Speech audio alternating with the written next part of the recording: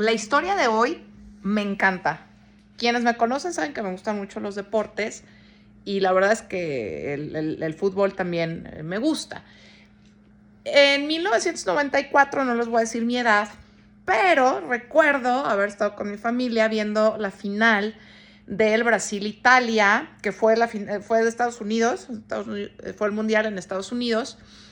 Y bueno, los brasileños siempre me han caído muy bien, pero yo le iba a Italia porque pues, estaban bien guapos, ¿no? Entonces, recuerdo que el momento decisivo, bueno, jugaban jugadores tan importantes como Paolo Maldini, por supuesto Roberto Baggio, que es de la historia que les voy a hablar ahorita, que es una historia fuerte, pero que estoy segura que les va a gustar. Y jugaban Romario y Bebeto, eran equipazos los dos. Y fallan los jugadores brasileños, luego fallan los italianos. De hecho, de Italia falló Daniele Mazzaro. Y el penalti decisivo era de Baggio, de Roberto Baggio, que era considerado de los mejores jugadores del mundo en ese momento. Entonces está frente al manchón penal, tira y el balón se va por arriba de la portería. Y él se queda desolado. Yo creo que quienes vimos el Mundial todavía tenemos esa imagen. Yo la tengo vívida y fue hace muchísimos años. Llorando como niño chiquito. Una imagen desoladora que queda en la historia de los mundiales como una de las imágenes más impactantes, ¿no? Cuando un jugador falla un penalti.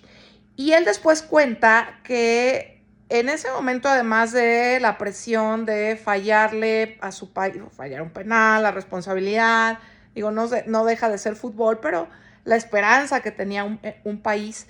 Pero él decía que lo que más le dolía era una promesa que le había hecho a su papá 24 años antes, porque el Mundial de 1970, que fue en México, fue la misma final y ganó Brasil en el Estadio Azteca. Por cierto, yo todavía no nacía, pero y a propósito que ya viene el Mundial aquí en México, dice que él vio a su papá llorando frente al televisor y le dijo: papá, yo voy a ganar un Mundial para ti. Y bueno, 24 años después tiene la oportunidad de meter el gol, cobrar revancha contra Brasil y vuela la pelota. Dice, ahí empezó para él este día que obviamente él dice que fue el peor día de su vida. Pero dice que sus compañeros se fueron a cenar y él se encerró en su cuarto a llorar y no quería saber nada. Y durante mucho tiempo se encerró en esa culpa que tenía. No podía con esa culpa. Y después de un tiempo, bueno, que además dice, yo veía gente en las gasolineras y me decían cosas, ¿no?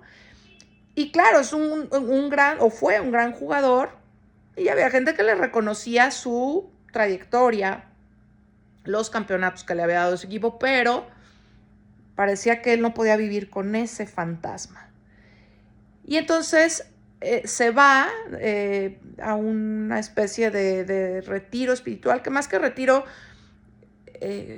como lo conocemos, de me voy unos días, no, él se aleja de todo y se entrega a la práctica de la meditación, hace muchísimo trabajo de introspección y después de mucho tiempo, él logra ya asimilar y dejar de lado esa pesadilla y empieza a vivir una vida de paz. De hecho, se convierte al budismo, de mucha paz, de mucha comunión con él mismo, con el espíritu, con el universo, y deja por fin de lado esa culpa que tanto lo carcomía durante muchísimo tiempo. Y al final se dedica al altruismo, a la filantropía. De hecho, gana el premio Cumbre de la Paz y hoy es un reconocido filántropo que logró calmar ese demonio, que a veces tenemos esos demonios de la culpa. Finalmente es fútbol, no le hizo daño a nadie, ¿no? Pero ustedes saben, en países como Italia, como Brasil, como Argentina, lo que pesa, ¿no? Para ellos un mundial, o lo que pesa para ellos esa pasión por el fútbol. Yo la reflexión que les dejo hoy, bueno, la mía, me encantaría saber cuál es la de ustedes, es eso, aprender a estar con nosotros mismos en paz, con calma, abstraernos del mundo, de las exigencias de la gente, que bueno, entendemos, ¿no? Que representaba un país y era un jugador en el que todo el mundo tenía esa expectativa, pero a veces justo es eso, ¿no? Las expectativas que los demás tienen sobre nosotros y que nosotros podemos vivir y debemos vivir la vida que queramos, dejando de lado, sí, aquellos fallos que también todos cometemos y que nos afectan más por las expectativas que los demás tenían de nosotros que por nuestra propia falla en sí. Esa es mi reflexión. Me gustaría saber cuál es la de ustedes.